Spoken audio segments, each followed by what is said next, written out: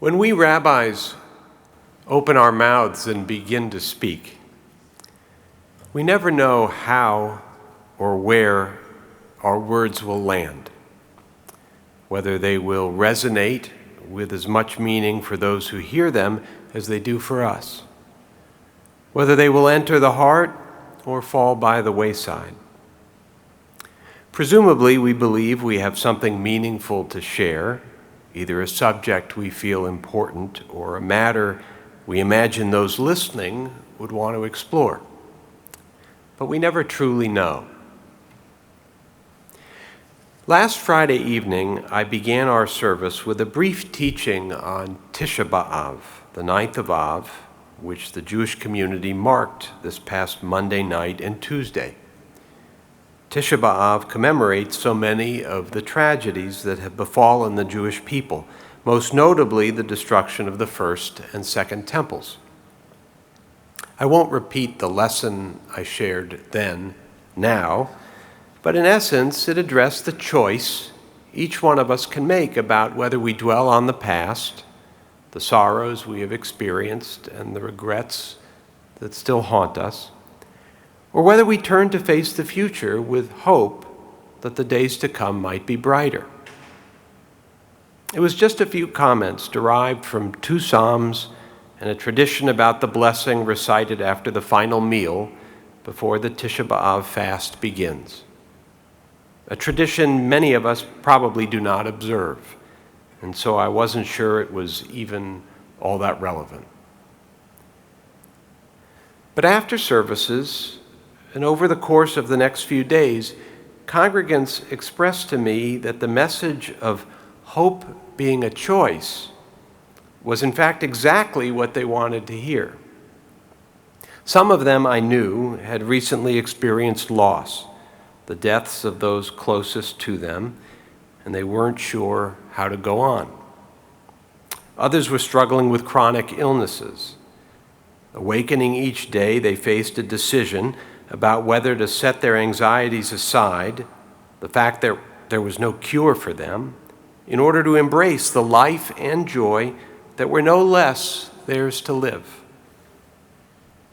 Still others, like so many of us, were simply feeling worn out by the world, Weltschmerz, perhaps at the rancor of American politics, perhaps over the challenges Israel and the Jewish community seem constantly to face, the anti-Semitism at home, the hostages still captive in Gaza, the threat from Iran, the harm Israel does itself by failing to control its settler extremists, who yesterday committed another atrocity, burning a Palestinian village and murdering a young man attempting to protect his home.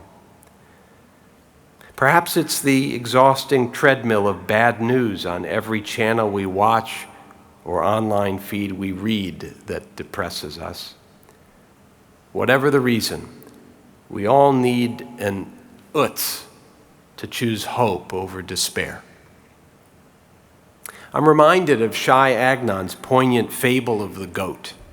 I've told it in full before, but in brief, the brilliant Israeli author and Nobel laureate writes of an elderly father who sends his son off in pursuit of a goat whose milk miraculously renews the old man's strength.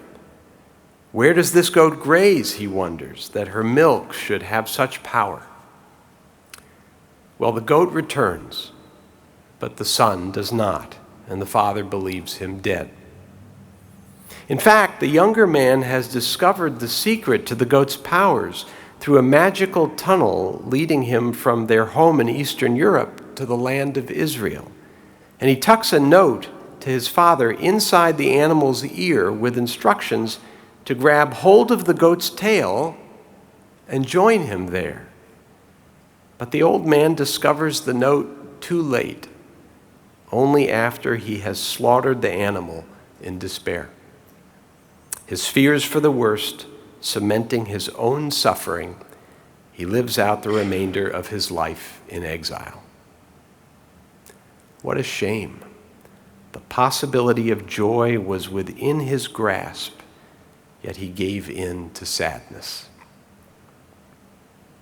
While the tale represents Agnon's commentary on life outside of Eretz Yisrael, it also reveals our human inclination to give up on ourselves, on the future.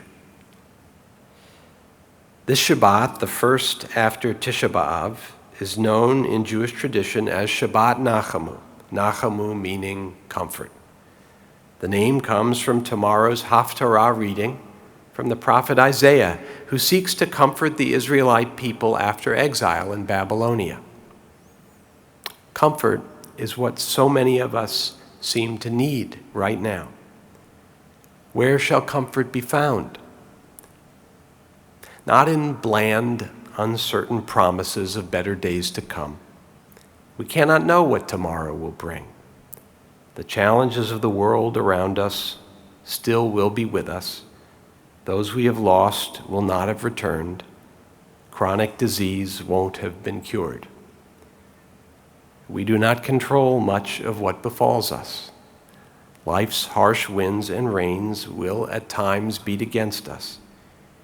Each of us comes into this world with particular gifts and vulnerabilities, predisposed to certain talents, prone to certain illnesses. And yet, while we may not choose the cards we are dealt, we do decide how we play them. Holocaust survivor and pioneering psychotherapist Viktor Frankl explained that while our freedom is a finite freedom, that is to say, a human being is never fully free from conditions, be they biological, psychological, or sociological in nature, the ultimate freedom remains always reserved to us. If we cannot change a situation, we have always the last freedom, he says, to change our attitude to that situation. Comfort can be found in the decision to embrace that power and that choice. And comfort can be found in the knowledge that we are not alone on our journeys. Though each of us enters this sanctuary on Shabbat, carrying our own concerns and anxieties and fears, unknown to most others around us, no doubt there are many of us whose worries are not so different.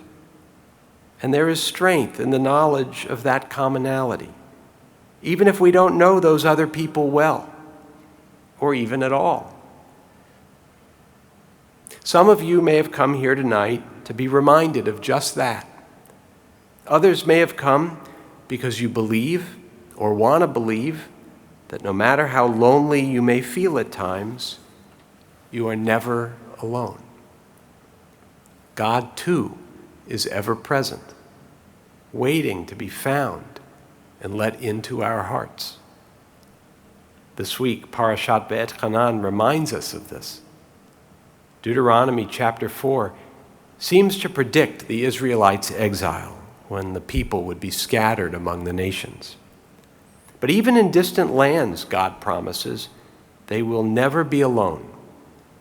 If you search there for Adonai your God, you will find God, the Torah says. If only you seek God with all your heart and soul, God will not fail you. All one need do to find God is to search. Where? Wherever we are, in whatever physical or emotional place we dwell, God can be found. Isaac ben Judah Abravanel offered a poignant comment on the text. We needn't even open our mouths in prayer, Abravanel said. The mere yearning of the heart for God is enough for God to answer. Rabbi Jassa put it this way: if we present to God an opening in our hearts no bigger than a needle's eye, God will find a way in. Ring the bells that still can ring, sang Leonard Cohen. Forget your perfect offering. There is a crack in everything. That's how the light gets in. For most of us, the openings in our hearts Rabbi Jasa encourages us to make are really already there. The cracks of loss or anxiety or disappointment or illness or exhaustion. Now it is for us to choose to ring the bells that still can ring, to live life as it is ours to live, to draw back the curtain that separates us from others who share our journeys, and let in the light of faith that we are not alone. In other words, it is for us to choose hope.